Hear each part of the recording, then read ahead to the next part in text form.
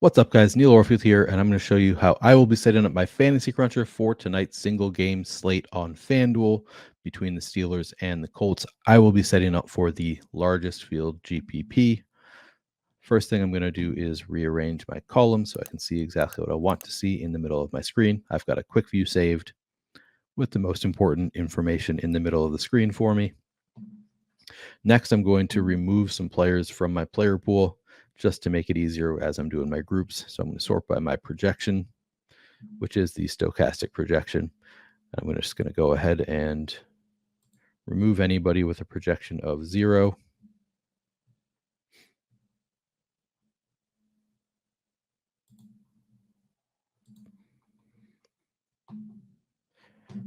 So I'm just going to click and drag to remove all of these players from my pool.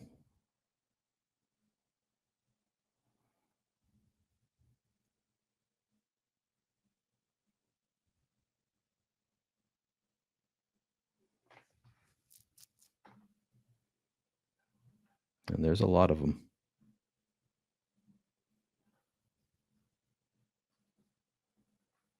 Okay. So we've removed the players with no projection. Next, I'm going to go in to advanced options, working in 2 tabs here, the general tab and the groups tab. Starting in the general tab, unique players per lineup, I'm going to leave at 1 unique player per lineup. I'm going to be building here for a 150 set. If you're making 40 or fewer lineups, I might consider doing 2 unique players just for the sake of diversifying your lineup set.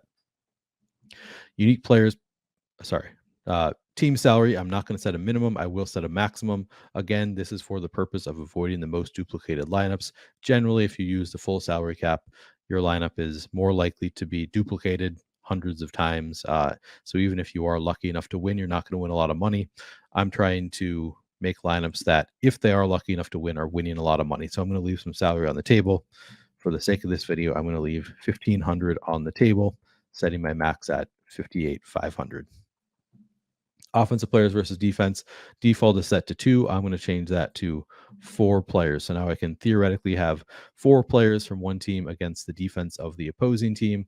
It's not something that I want to see in a ton of lineups, but we have seen it work out before, and it's something the field doesn't like to do. So I'm just going to allow for 4 players against the opposing defense. Global exposure cap, we'll leave that at 100%. I will change my MVP cap to a little bit lower so that I can spread out my MVP ownership a little bit. Randomness, I'm going to set this to 30%. I'm changing this from what I used to have done previously because I like to have a little bit more control, and I think I might be able to get to the lineup sets that I want a little bit easier with a little bit less randomness. So I've lowered this down to 30%. I think that that's a pretty good number using normal distribution randomness. I think you could actually use 30% for classic randomness is fine as well. If you want more control over your lineups, lower this number to maybe 10, 20%. Some people don't even use randomness if you want complete control, but it will slow down the program a bit if you don't have randomness on. Minimum projection included in calculation. Default set to 3. That means players project for fewer than 3 fantasy points are not currently in my player pool. I think I'm going to leave this at 3. And if I want players to be in my player pool and they project lower than this, I'm just going to boost their projection to make sure that it is above 3 fantasy points. Players from each team max.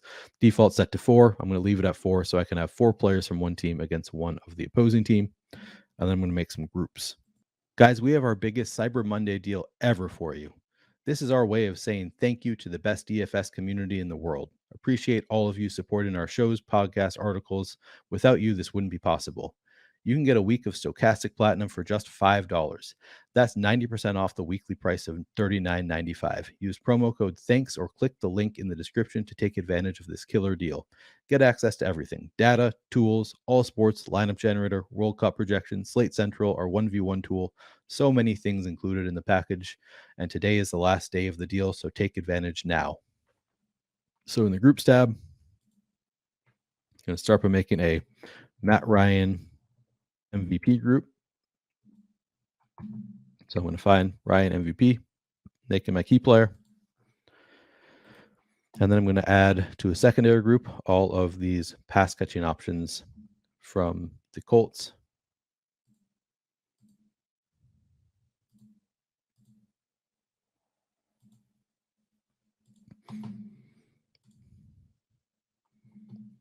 For the sake of this group, I think I'm not going to include running backs. I'm just going to include the pass catchers, the wide receivers and tight ends. And I think with Matt Ryan, I think the options here are, again, if you're making 40 or fewer lineups, I might just say, if you use Matt Ryan, use at least 2 players from the secondary group. If I were to do that, I would probably go back and add in the running backs as well. I think that what I'm going to do, though, is instead I'm just going to say use at least 1 player of this group of these wide receivers and tight ends if you have Matt Ryan at MVP.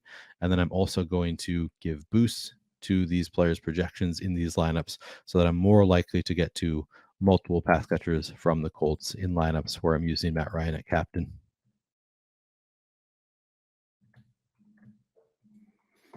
Okay, I think that is a fine group.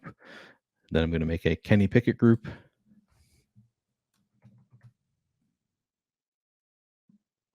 And same thing, I'm going to find Pickett at MVP, make him my key player. And then make a secondary group for all of these Steelers pass catchers.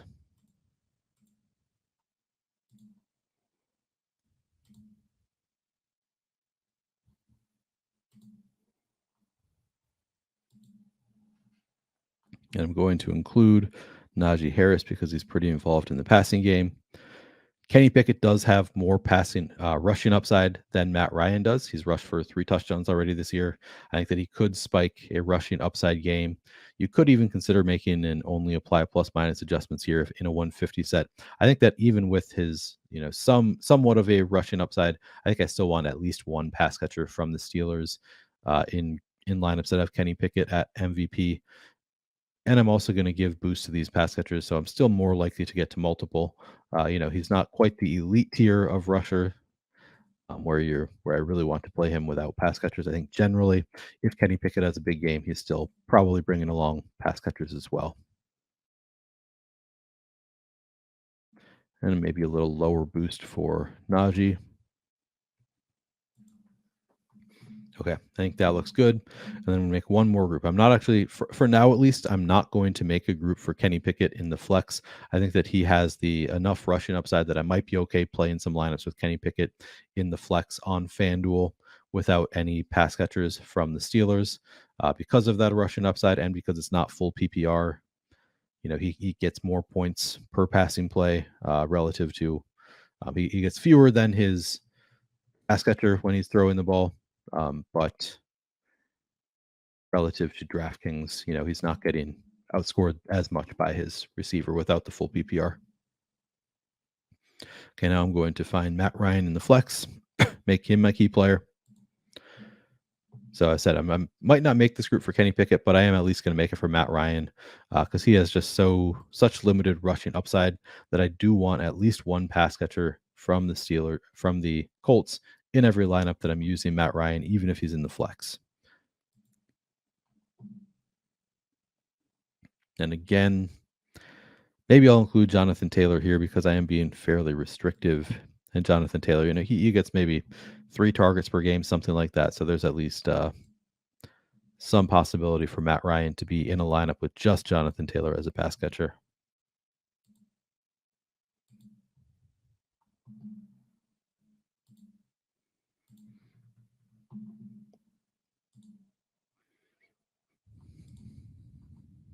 All right, good enough. Don't need to go all the way down here with the receivers that I'm not likely to get in the MVP spot anyway. All right, and that's all I'm doing for this group. I'm just saying if I have Matt Ryan in a lineup in the flex, I want at least 1 pass catcher from the Colts. All right, now I'm going to just see how these lineups come out. I'm going to set a cap on my MVP, 20%. Just to spread out my MVP exposure a bit. Obviously, that is a slate to slate thing, how much you want to spread that out. I'm going to crunch out 150 lineups.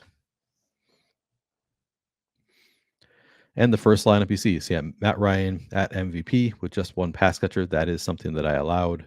I gave boost to those pass catchers from the Colts to make it more likely that I get to multiple, but I did allow for just one. So we see that right away. Now we see Kenny Pickett, though, with multiple. I prefer this. Correlates a little bit better. And you can see we've got the Steelers onslaught against the Colts defense, which is something that I intentionally allowed. Not something I want to see a ton of, but I want to allow it in my lineup set. Matt Ryan in the flex with just Michael Pittman. I like that better with Matt Ryan in the flex. Now, again, Matt Ryan with just Michael Pittman. That is fine here. Getting to a lot of Michael Pittman. Matt Ryan with just Kylan Granson. It's a little bit thin, but it's at least something that I intentionally allowed. Maybe I'll come back and change it if I get to too much. Let's look at those lineups. Matt Ryan MVP. All right, just one pass catcher, just one. Okay. I am getting to a ton of lineups with Matt Ryan at MVP with just one pass catcher, basically all of them. I don't want that to be here's one with two. So that's good. Here's one with two. So now we're starting to see a few. But generally, I still think I'm seeing too many lineups that have Matt Ryan at MVP with just one pass catcher from the Colts. I think it's a little bit thin. The easiest way to change this is just go back to my groups, Ryan at MVP, and just change this to require at least two. I could just give bigger boosts here instead, just require one and give bigger boosts. Maybe in a 150 set, that's a better approach. But for the sake of speed, I think it would be totally fine to just set it to require two pass catchers from the Colts if I have Matt Ryan at MVP. So I think I'm just going to do that. And then also maybe I'll lower my Michael Pittman boost because I don't want to have so much Michael Pittman in every single lineup with Matt Ryan at MVP. All right, we'll leave it there for now. Guys, we have our biggest Cyber Monday deal ever for you. This is our way of saying thank you to the best DFS community in the world. Appreciate all of you supporting our shows, podcasts, articles. Without you, this wouldn't be possible. You can get a week of Stokastic Platinum for just $5. That's 90% off the weekly price of $39.95. Use promo code THANKS or click the link in the description to take advantage of this killer deal. Get access to everything: data, tools, all sports, lineup generator, World Cup projections, Slate Central, our 1v1 tool. So many things included in the package. And today is the last day of the deal, so take advantage now.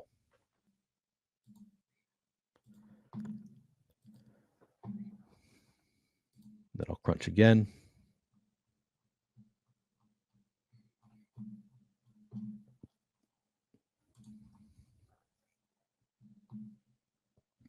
So now you can see here, now I'm requiring multiple pass catchers from the Colts in lineups that have Matt Ryan at MVP. And I like this lineup better. That makes it correlates better for me. Here we're still seeing Kenny Pickett, multiple pass catchers, looks good.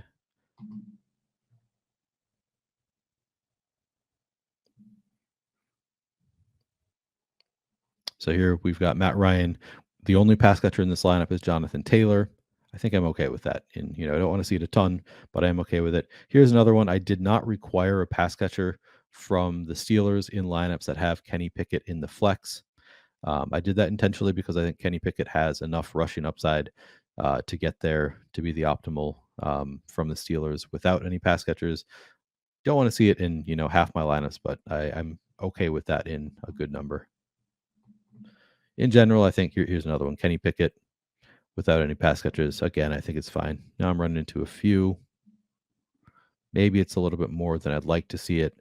So I could make a group that says, give a boost to the Steelers pass catchers if I have Kenny Pickett in the flex to make it less likely that I get to Kenny Pickett without any pass catchers. And here's another thing. So now I'm seeing Kenny Pickett with just Najee Harris. It's a little bit thin to have just one pass catcher and that pass catcher be the running back. But I intentionally allowed for it. I think it's probably okay in a handful of lineups. That's another thing. I could go back and group it out.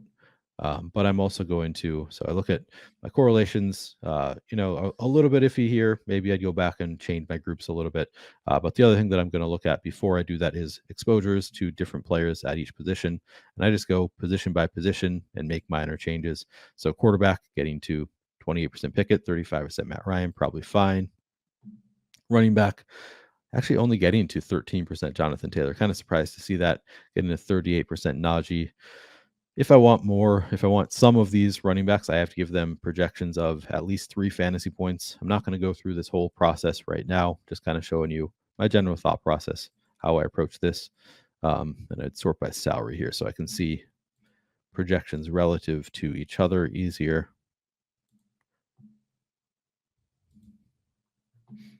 Wide receiver, getting 29% Pittman, not getting too much George Pickens. If I want more George Pickens now, I can see that Deontay Johnson is costs less than George Pickens and projects better. If I want to get to close to this number, this 29% of George Pickens, I know that I need to give him a projection of more than this 9.3 for Deontay Johnson because he costs more. So I would need to go, say I want to get above 29% of Deontay Johnson, of George Pickens. I need to give George Pickens a projection higher than 9.3 because he costs more than Deontay Johnson. Paris Campbell getting to 15%. Alec Pierce, this looks fine. Steven Sims, maybe I wanted my player pool, have to give him a projection of at least 3 fantasy points. Same thing for these guys.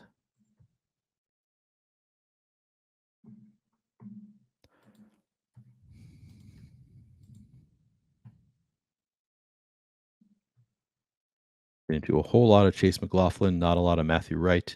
Maybe I want some more Wright, give him a little boost. And getting a lot of the defenses. I'll probably get to a little bit less now because I've given boost elsewhere. So maybe I crunch again here. Yeah, so now I'm getting a little bit less of the defenses.